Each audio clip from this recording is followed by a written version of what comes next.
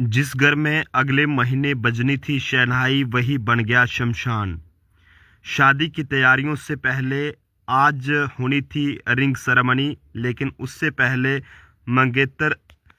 से ये कहें कि फ़ोन पर बात कर रही बरखा रैना के साथ आखिर क्या हुआ कि जिसके बाद उनके परिवार में जो है वो मातम छा गया। ये एक बड़ी ही दुखद भरी जो अपडेट है आप तक साझा कर रहे हैं कि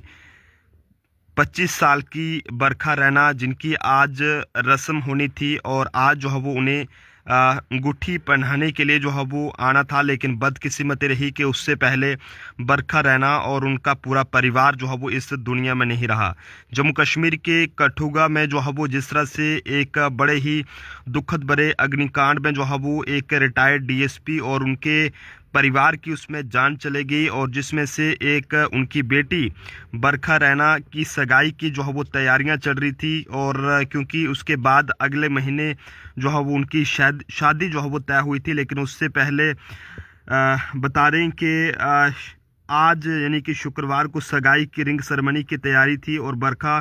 कि जिस लड़के के साथ सगाई हुई थी उससे रात को करीब 1 बजे तक जो है वो बरखा रैना फ़ोन पर बात भी कर रही थी, लेकिन लंबी बात चलने के बाद ये कहें कि उसे भी बीच में ये दम सा घुटना महसूस हुआ और वो भी बेसुध हो गई, जिसके हाथ से फ़ोन जो है वो नीचे छूट गया। उसके बाद उसका मंगेतर ने काफ़ी बार फ़ोन किए, लेकिन तब उसकी आवाज़ जो थी वो जो है वो नहीं पहुंच पा रही थी, जिसके चलते कुछ ही घंटों बाद मैं जो है वो सब कुछ शमशान में बदल गया। ये काफ़ी ज़्यादा दुखद पल हैं जो कि आप तक साझा कर रहे हैं कि जम्मू कश्मीर के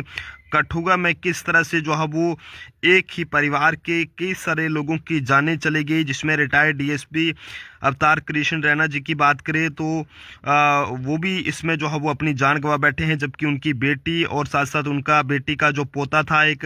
वो भी जो है वो उसकी भी जान चली गई है। गंगा भगत की बात करें तो उनकी भी इसमें जान गई है, यानी कि कई सारे लोगों की जान गई है। लेकिन बड़े ही दुख के साथ ही कहना पड़ रहा है कि जिस घर के अंदर जो है वो अगले महीने शनाही बजनी थी और वही घर जो है वो उससे पहले शमशान बनकर रह गया, और शादी की तैयारियों से पहले अंगूठी पहनाने की जो है वो आज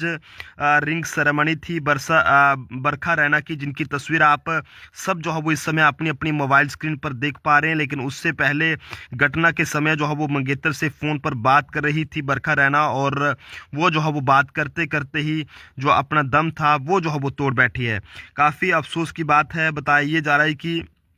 बरखा रैना उस दिन जो है वो अपने मंगेतर से काफ़ी देर तक जो है वो बात करती रही हैं, और ऐसे में उसके बाद ना जाने क्या हो गया कि उनका भी जो है वो धीरे धीरे वहाँ पर दम सा घुटना महसूस हुआ और वो भी बेसुध हो गई, जिसके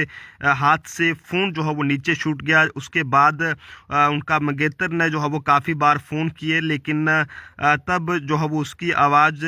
उसे आनी बंद हो गई थी, जिसके बाद उसे भी कुछ घटना होने का एहसास हो गया। लेकिन उसके बाद कुछ ही घंटों में सब कुछ जो है वो शमशान में बदल रहा है क्या। तो हर कोई जो है वो इस दुखद घटना को लेकर ये कहें कि सदमे में है। हर कोई जो है वो ये कहें कि सोचने पर मजबूर है कि आखिरकार किस तरह से जो है वो एक किराए के मकान में कठुआ के शिवानगर इलाके में जो है वो एक रह रहे रिटायर्ड डीएसपी और उनके मकान में अचानक आग लग जाती है, और जिसके बाद